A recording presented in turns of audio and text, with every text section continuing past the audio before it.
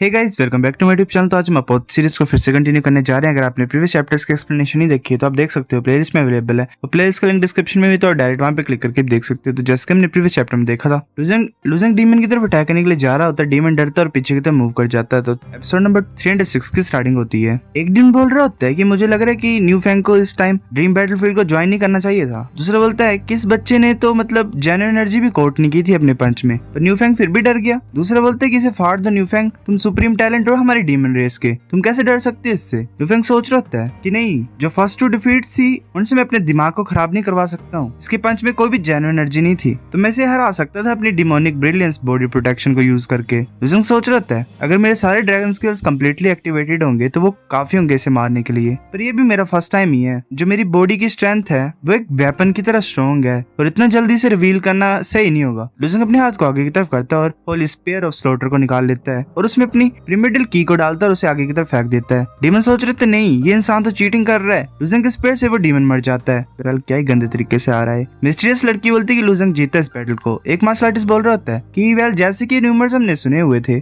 Losing एक sword cultivator नहीं है, इस स्पेयर को यूज कर रहा है। और ऊपर से इस स्पेयर को देख के ऐसा लग रहा है कि ये होली स्पेयर ऑफ स्लॉटर है। इतना ज्यादा डिस्ट्रक्टिव वेपन इसके हाथ में पड़ा कैसे। या देख रही होती है लूजिंग को ऐसे फाइट करते हुए। वो बोलती है कि बताओ क्या हुआ है। हुआन वहां पे होता है और वो नीचे झुका होता है और बोलता है कि किंग, जो होली स्पेयर ऑफ स्लॉटर था वो एक्सीडेंटली लूजिंग ने हमसे छीन लिया। या बोलती है कि जो होली स्पेयर ऑफ स्लॉटर है जो भी लूजिंग ने पकड़ा वो इल्यूजन ही है और तुम उसे यूज कर रहे थे, पर तुम टॉप 300 में भी नहीं पहुंच पाए ड्रीम बैटलफील्ड में। हुआन बोलता है कि वेल मुझे मेरी मिस्टेक्स के बारे में पता है। या वो सोच रही होती है कि इस ड्रीम बैटलफील्ड में जो 2 ग्रुप्स थे मॉन्स्टर नाइट क्लैन के जो मुझे सपोर्ट करते थे वो ऑलमोस्ट वाइप्ड आउट हो गए हैं। सिर्फ एक डाउजी है किंग ऑफ लाइफ की फैक्शन का जो टॉप 100 में एंटर हुआ है, पर बाद में यही बात आती है कि वो मेरा तो है ही नहीं। या बोलती है कि तुम यहाँ से जा सकते हो। हुआन बोलता है ठीक है। लूजिंग वहाँ पे जीत जाता है तो एक डीमनाइट आ जाती है लूजिंग की तरफ और उसे देख रही होती है। वो बोलती है कि friend please Holi sphere of slaughter को हमारे डीमनाइट क्लैन को वापस कर दो, ये सैक्रेड ऑब्जेक्ट है हमारे डीमनाइट क्लैन का। लूजिंग बोलता है कि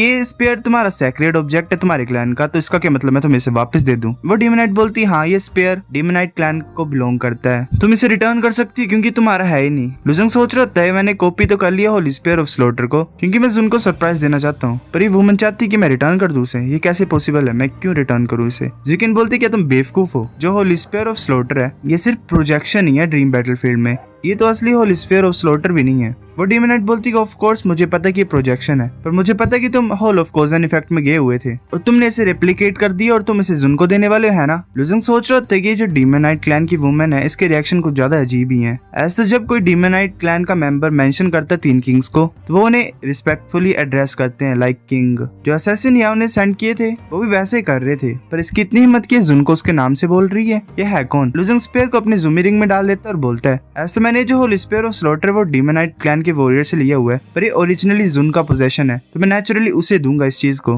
तुम क्या सोच रहे हो, तुम कौन हो, मैं तुम्हें क्यों दूं इसे। वो डीमनाइट बोलती है कि वेल एक टाइम आएगा जब हम एक दूसरे के सामने होंगे, तो मैं उस टाइम तो मेरे को रिटर्न करना ही पड़ेगा। वो वहां से चल पड़ती है। लूजिंग सोच रहा होता है ये वुमन कौन है और इसका कहने का क्या मतलब है। एक मार्शल आर्टिस्ट बोलता है कि ब्रदर तुम्हें इस वुमन के बारे में पता नहीं है, ये डाउजी है डीमनाइट क्लैन की, इसका नाम किंगयू है। लूजिंग बोलता है किंगयू, मैंने क्यों नहीं इसका नाम सुना है कभी भी, ये तो मतलब सुनने में नहीं आई कभी, है ना। वो मार्शल आर्टिस्ट बोलता है हाँ, जो डाउजी है जिसका नाम किंगयू है तो काफी ज्यादा स्ट्रेंज है क्योंकि पहले डीमनाइट क्लैन के पास ऐसा कोई डाउजी नहीं था जिनका महायामा लोटस ब्लूम हुआ था इसकी तरह। ये जो वुमन है ऐसे अपेयर हुई है जैसे मतलब थिन एयर से ही एकदम से अपेयर हुई। लूजिंग बोलता है क्या थिन एयर से, मतलब कहीं से भी। वो मार्शल आर्टिस्ट बोलता है कि एक डाउजी को कल्टीवेट करने के लिए काफी ज्यादा अमाउंट ऑफ मनी चाहिए और फाइनेंशियल रिसोर्सेज चाहिए। मैंने कभी भी ऐसे डाउजी का नाम नहीं सुना डीमनाइट क्लैन में इतने ज्यादा सालों में, और काफी सारे टाइम से वो कल्टीवेट होते तो नाम तो उनका फेमस होता ही है, और ये एकदम से अपेयर होगी नेचुरली जैसे मतलब अजीब तरीके से। लूजिंग बोलता है तो अच्छा ऐसी बात है। लूजिंग सोच रहा होता है चाहे कुछ भी हो ऐसा लग रहा है कि वो by force Holi sphere of slaughter को मेरे से लेना चाहती है जब हम बैटल करेंगे, पर जो मैच होता है चेस बोर्ड में हेवन और अर्थ का उसमें मेरी लाइफ को कोई भी डेंजर नहीं होगा, तो वो प्लान क्या करना चाहती है, वो कैसे मेरे को फोर्स करेगी होली स्पेयर को देने के लिए। वैसे लूजिंग मैच को देख रहा होता है उनके सामने मतलब उसे भी दिखाई दे रहे होते चेस बोर्ड, वॉरियर्स फाइट कर रहे होते हैं। वो लड़की अनाउंस कर देती कि 20 मार्शल आर्टिस्ट टैंग वो डिफीटेड हो गया है, वो कंपटीशन से बाहर है। लूजिंग सोच रहा होता है कि 34th राउंड में जो वॉरियर वो फाइनली एलिमिनेट हो गया है इस फील्ड से। मैंने फाइंड किया कि जो एलिमिनेशन है वो ड्यूल के आउटकम से रिलेटेड नहीं है, पर उस आउटकम से रिलेटेड है जैसे जो गेम ऑफ चेस है, मतलब जैसे जैसे मूव्स कर रही है जैसे चेस बोर्ड में, वैसे वैसे मार्शल आर्टिस्ट को मौका मिलेगा, चाहे वो 3 टाइम बच पाएगा या फिर एक ही बार में बाहर हो जाएगा। जब एक पीस प्लेस किया जाता है बोर्ड के ऊपर तो वो एक अलाइव पीस है, ये मैटर नहीं करता कि वो जीतेगा या हारेगा मैच को। जो पीस है वो डेड पीस भी होगा तो भी तुम हार नहीं सकते हो और तुम एलिमिनेट हो जाएगा अगर तुम हारोगे। मतलब वही सिंपल सी बात है कि मूव्स पे डिपेंड करता है कि तुम्हारी जो चेस पीस है वो किस तरफ है। फिर वो लड़की बोलती है कि नेक्स्ट मैच सेलेस्टियल क्लैन की लुओ जियोजुआन, वह लुओ ही बोलेंगे इसे। लुजंग सोच रहा था कि जो डाउजी सेलेस्टियल क्लैन की, ये मेरे को लगता है कि सिंपल नहीं होगी। सभी को पता है कि वो क्लैन कितना ज्यादा स्ट्रॉन्ग है,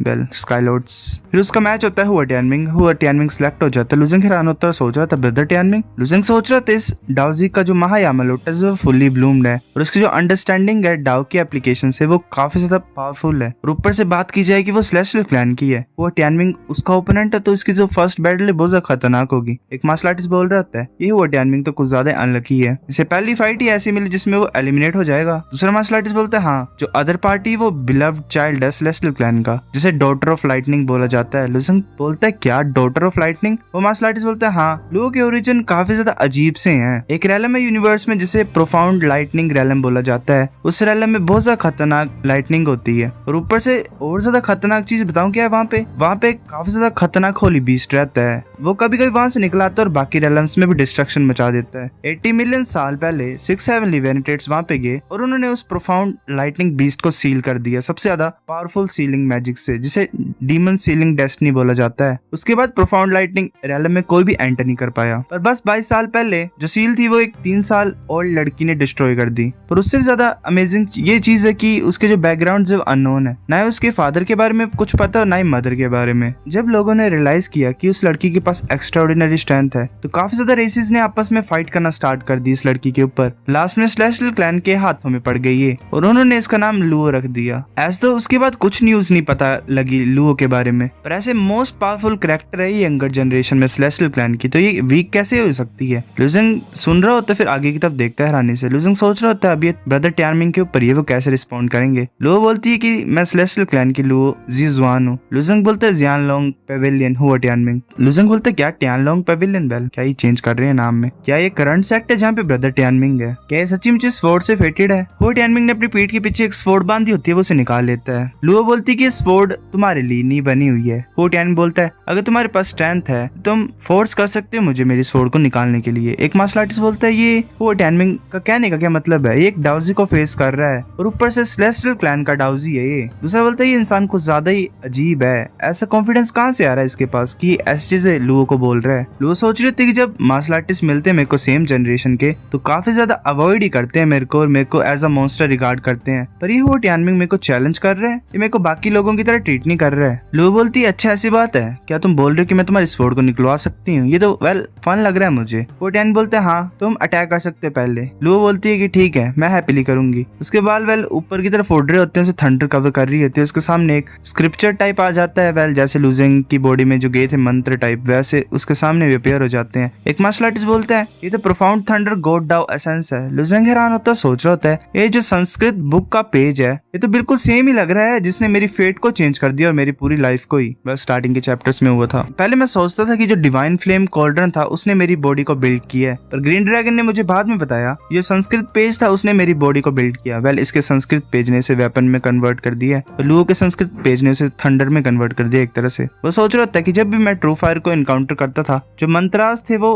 ट्रांसफॉर्म्ड होते थे काफी ज्यादा गोल्डन वोर्टेक्स में, जो कि मेरी हेल्प करते थे ट्रू फायर को अब्सॉर्ब करने के लिए और मेरे को फोर्ज करने के लिए एज अ वेपन। पर इस गोल्डन संस्कृत पेजेस आए कहां से हैं? इस तरह से काम कैसे करते हैं? ग्रीन ड्रैगन के पास भी कोई क्लूज नहीं है इन क्वेश्चंस के रिलेटेड। अभी इस वुमन के पास भी सेम ही मतलब मेरी तरह सिमिलर पेज है, पर जो पेज है इसके सामने वेल वो एक थंडरबोल्ट की फॉर्म का है। चलो मैं बाद में पूछ लूंगा जब मेरे पास टाइम होगा। पर ये जो बैटल है इसके और हुआ टियानमिंग के बीच में ये एक एलिमिनेशन बैटल है। सिर्फ एक ही पर्सन रिमेन मतलब रह सकते हैं यहाँ पे। अगर वो हारेगी तो मुझे लगता है कि मेरे को सेलेस्टियल क्लैन में जाना पड़ेगा। मुझे लड़की होती है वो आगे मूव कर रही होती है, संस्कृत वर्ड उसकी पूरी बॉडी को कवर कर रही होती है, थंडर भी उसे सराउंड कर रही होती है। जुआन चैंगफिंग सोच रहा होता है ये तो कुछ ज्यादा strong thunder god Dao essence है, अगर मैं भी होता तो मेरे पास भी परफेक्ट चांसेस नहीं होते जीतने के। वो टियानमिंग बिल्कुल सामने होता है। एक मार्शल आर्टिस्ट बोल रहा होता है ये वो टियानमिंग को लग रहा है कि ऐसे बेमतलब का शो ऑफ कर रहा है, मुझे तो नहीं लगता कि ये एक भी सिंगल स्ट्राइक सर्वाइव कर पाएगा, जैसे न्यू फैंग नहीं कर पा रहा था। एक मार्शल आर्टिस्ट और बोलता है कि ये हार ही जाएगा। वेल मेरे को कुछ इसकी तारीफ करने का मन ही नहीं कर रहा है, और वेल इसके बारे में बोल के भी क्या ही फायदा है। तो वो एक दूसरे के सामने होते हैं। लू बोलती है क्या तुम अटैक नहीं करने वाले?